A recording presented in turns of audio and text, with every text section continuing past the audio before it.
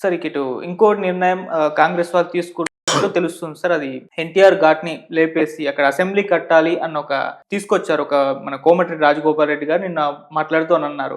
అంటే సచివాలయం, అసెంబ్లీ 2 పక్కపక్కన ఉంటే బాగుంటుంది. అందుకే ఎన్టీఆర్ ఘాట్‌ని తీసేసి అసెంబ్లీ కడితే బాగుంటుంది. తన అభిప్రాయాన్ని అయితే వెలువచ్చారు సార్. మరి ఇప్పుడు చాలా మంది దీనిపైన అంటే భిన్నాభిప్రాయాలు వ్యక్తం అవుతున్నాయి. ఇదేం ఆలోచన అని చెప్పేసి. మీ ఒపీనియన్ ఏంటి సార్ దీనిపైన? అంటే ఇప్పుడు కొత్తగా ఆయన సెక్రటేరియట్ కార్యాలయం కట్టినప్పుడే విమర్శలొచ్చాయి. అవును. బారాసతు. హ్మ్. ఎందుకంటే ఉమ్మడి రాష్ట్రానికి సెక్రటేరియట్ ఇది. ఓకే. అప్పటికే ఉమ్మడి రాష్ట్రంలో ఉండే అధికారులందరినీ గూడా హ్మ్. కెపాసిటీ ఉన్నది. ఓకే. అటువంటి కెపాసిటీ ఉన్న సెక్రటేరియట్‌ని కూల్చడము, కొత్తది సెక్రటేరియట్ కట్టడము, అదొక పిచ్చి చర్య అనేది అప్పుడే విమర్శలున్నాయి. హ్మ్. సరే ఏదో కట్టినారు అయిపోయింది. ఇప్పుడు వీ వీ కాంగ్రెస్ పార్టీ అధికారంలోకి వచ్చినాక వీళ్ళు చేరుకున్నారు. ఓకే. ఇప్పుడు ఇప్పుడు అసెంబ్లీ విషయానికొస్తే, అసెంబ్లీ వచ్చి ఆ పాత భవనము మెజెస్టిక్‌గా ఉంది. ఓకే. పురాతన కట్టడమైనా గానీ మెజెస్టిక్‌గా ఉంది. సరే అది చాలటం లేదని చెప్పి దాని పక్కనే చెన్నారెడ్డి గారున్న సమయంలో కొత్త అసెంబ్లీ కట్టడం జరిగింది. ఇప్పుడు హ్మ్. శాసనసభ ఏమో అక్కడ జరుగుతుంది. శాసన మండలి పబ్లిక్ వేరే చోట జరుగుతుండే. ఓకే. అది గూడా శాసన మండలిని గూడా ఇక్కడికి పాత భవనంలోకి తీసుకురావాలని రిపేర్లు చేస్తున్నట్టున్నారు. హ్మ్. ఇక్కడ పాత భవనంలోకి వచ్చినప్పుడు మధ్యలో క్యాంటీన్ ఉంది. అది సెంట్రల్ హాల్ మాదిరి ఉంటది. ఓకే. బావుంటదని పక్కపక్కన ఉంటాయని అసెంబ్లీని, ఈ శాసన మండలిని 2 పక్కకు తీసుకొస్తున్నారు. హ్మ్. తీసుకొచ్చినప్పుడు ఇప్పుడైతే స్థలం ఉంది, కార్ పార్కింగ్‌లు ఉన్నాయి, అన్నీ ఉన్నాయి. కావాల్సిన హంగులన్నీ ఉండాయి. హ్మ్. ఉండినప్పుడు మళ్ళా కొత్త సెక్రటేరియట్ అసెంబ్లీ బిల్డింగ్ నిర్మాణం చేయడం అంటే గనక కొంచెం విమర్శలకు దారితీస్తాయి. అవును. ఎందుకు అననంటే ఇప్పటికే రాష్ట్రం అప్పుల్లో ఉంది. హ్మ్. నిన్న గూడా వాదోపవాదాలు జరిగినాయి గదా! శాసనసభలో అయితేనేమి, బయటైతేనేమి అప్పుల గురించి మేము తెచ్చింది ఇంతే, మీరు ఎక్కువ చెప్తున్నారని బీఆర్ఎస్‌ల వాదన. ఓకే. కాంగ్రెసోళ్ళ పార్టీ అదే ప్రభుత్వ వాదన అంటే ఏమంటే, హ్మ్. మీరు ఒక ఎఫ్ఆర్ఎంబీకి లోబడి తెచ్చిన లోన్స్ మాత్రమే చూపిస్తున్నారు. హ్మ్. కార్పొరేషన్‌ల ద్వారా తీసుకునే లోన్స్‌లో చూపించలేదు. అవి ఇవి కలిపితే ఏదైనా తెలంగాణ ప్రభుత్వం పే చేయాల్సిందే గదా! ప్రజల అవును. డబ్బు పే చేయాల్సిందే గదా! హ్మ్. దగ్గర 54,000 కోట్లు మేము కంతులకు, కిస్తీలకు కట్టాల్సిందొస్తుందని చెప్పి బట్టి విక్రమార్క గారు స్టేట్మెంట్ ఇచ్చారు. అంటే ఇవి ఏమైతాయంటే రిజర్వ్ బ్యాంక్ ఆఫ్ ఇండియా నుంచి కేంద్ర ప్రభుత్వం నుంచి పరిమితి తీసుకునేటివి వస్తాయి దాని కిందకి. ఓకే. కొన్ని కార్పొరేషన్‌లు చేస్తారు అప్పులు. హ్మ్. కార్పొరేషన్‌లకు చేస్తే కార్పొరేషన్ లాభం ఆర్జించాలి గదా! అవును. లాభాలు లేవు, పాడు లేవు. అప్పు తెచ్చుకునేదానికి అవకాశంగా దాన్ని ఉపయోగించుకున్నారు కార్పొరేషన్‌లను. హ్మ్. ఆ కార్పొరేషన్‌ల అప్పులు గూడా ఏం ప్రభుత్వం తీర్చాల్సిందే. అంటే హ్మ్. ప్రజాధనం నుంచి కట్టాల్సిందే. 2 చేసినప్పుడైతే అమౌంట్ వస్తుండాది. అది డిస్ప్యూట్ వాళ్ళ మధ్యన. ఓకే. అటువంటి పరిస్థితి ఉంది ఇప్పుడు. ఏదేమైనా గానీ డిస్ప్యూట్ ఏదన్నా గానీ హ్మ్. అప్పులైతే అప్పులున్నాయి. ఈ వచ్చిన ఆదాయంలో దాదాపు 50,000 కోట్ల రూపాయలు వడ్డీలకు పోతే, హ్మ్. ఇంక మిగిలింది మళ్ళా ఉద్యోగస్తులకు సాలరీస్ 60% పోతుంది. ఓకే. పోయినప్పుడు నీకు అభివృద్ధికి గానీ మిగిలేది చాలా తక్కువ మిగులుతది. హ్మ్. అటువంటి పరిస్థితులున్నప్పుడు మళ్ళీ ఇక్కడ అన్ని హంగులు ఉన్న శాసన మండలిని, శాసనసభను ఒక చోట కొత్తగా నిర్మాణం చేస్తే విమర్శలకు దారితీస్తుంది. మంచి అవును. పేరైతే రాదు. ఓకే. అంటే కట్టడం ఓకే సార్.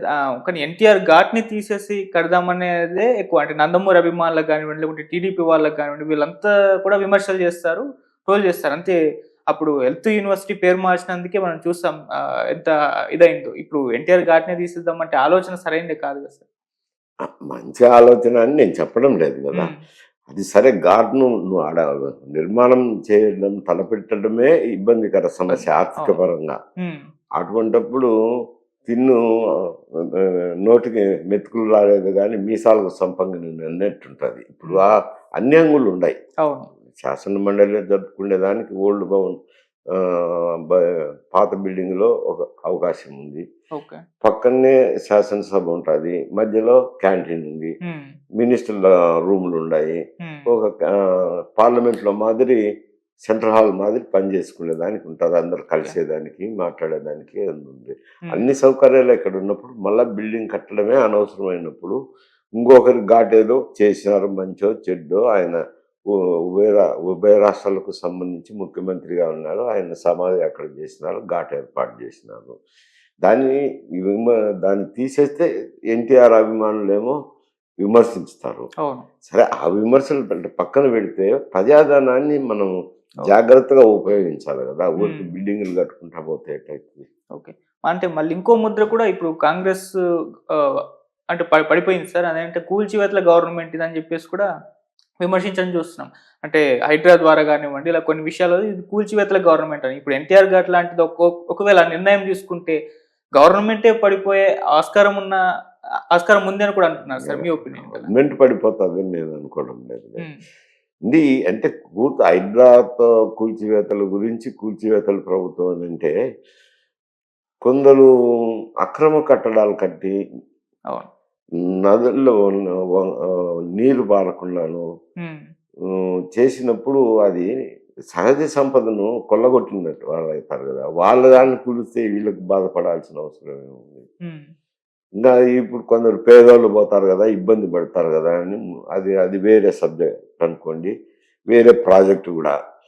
అక్కడ మూసీ నది రివర్ డెవలప్మెంట్ అథారిటీ వాళ్ళు, హైడ్రాకు సంబంధం లేదు, ఒకవేళ వాళ్ళు నష్టం లేకుండా చూసుకుంటాం పేదలకు అని అంటున్నారు కొత్తగా.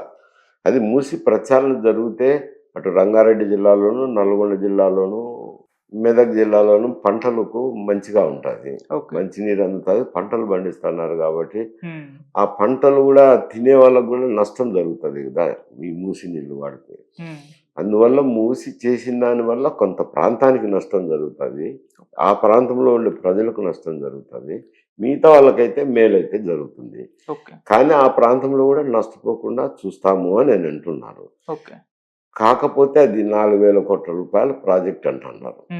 సరే, ఏది ఈ నష్టపరిహారాలు చెల్లించడంలో అయితేనేమి, దాన్ని సుందరీకరణ చేయడంలో అయితేనేమి, ఇదంతా మరి అంత డబ్బు ఉందా మీ దగ్గర లేదా అనేది అదొక ప్రశ్న, పెద్ద ప్రశ్న, అసలు ప్రశ్న అది అక్కడుంది. ఓకే, అంటే సార్ ఇప్పుడు ఇది రాజగోపాల్ రెడ్డి గారి ఒపీనియన్ అయినా, లేకుంటే కాంగ్రెస్ గవర్నమెంట్ ఈ దిశగా అడుగులు వేయడానికి ఏమన్నా ప్రయత్నాలు చేస్తుందా, కొత్త అసెంబ్లీ ఏర్పాటు చేయడం అనేది? అంటే అది రాజగోపాల్ రెడ్డి గారు తన అభిప్రాయాన్ని చెప్పారు. ప్రభుత్వంలో నుంచి క్యాబినెట్ మంత్రులు కానీ, ముఖ్యమంత్రి కానీ వాళ్ళ దగ్గర నుంచి స్టేట్మెంట్లు లేవు కదా. అదే రాజగోపాల్ రెడ్డి గారు శాసనసభ్యుడిగా సూచన చేశారు. ఓకే సార్, కేసీఆర్ గారు మామూలుగా బయటకు రాకపోవడం మనం చూస్తున్నాం సార్. అంటే ఇప్పుడు కేటీఆర్ గారు కానీ ఒకరు జైలుకి వెళ్తే అప్పుడే కేసీఆర్ బయటకు వస్తారు, ఆయన్ని బయటకు రప్పించడానికే ఈ విధంగా చేసే అవకాశం ఉంది అని కూడా అంటున్నారు. అంటే కొందరు అంటున్నారు కేటీఆర్ వారేస్తే అయితే మేము కేసీఆర్ బయటకు రావాలనేది ఏముంది, కానీ ఆయన కొద్ది ఆయన రావచ్చు. ఆయన అంటే ఓడిపోతానే ఫ్రాక్చర్ అవ్వడము, ఆరోగ్యరీత్యా హాస్పిటల్లో చేరడము అవి జరిగినాయి.